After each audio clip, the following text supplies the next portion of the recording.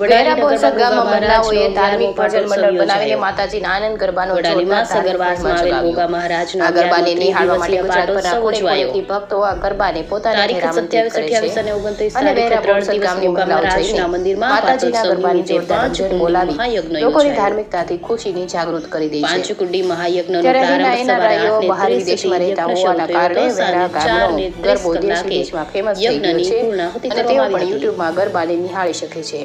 ગરબાનું આયોજન શીતલબેન કમલેશભાઈ પટેલ બેસવાનું લાભ જે આનંદ ગરબાના દ્રશ્યો અમારી ન્યૂઝ ચેનલ પર વડાલીના ગોગા મહારાજના મંદિરમાં પાટોત્સવ નિમિત્તે મંદિરને સુંદર શણગાર કરવામાં આવ્યો હતો.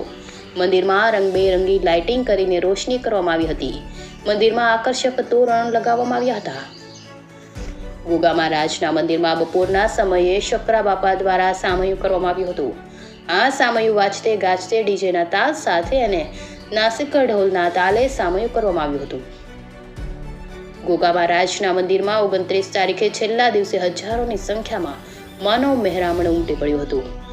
હજારોની સંખ્યામાં આવેલા લોકોએ પાંચકુંડી મહાયજ્ઞના દર્શન કરી મહાપ્રસાદ ગ્રહણ કરી ધન્યતા અનુભવી હતી. India 24 news reporter Jayesh Thakor સાથે શૈલેષ પટેલ, ચીફ બ્યુરો સાબરકાંઠા.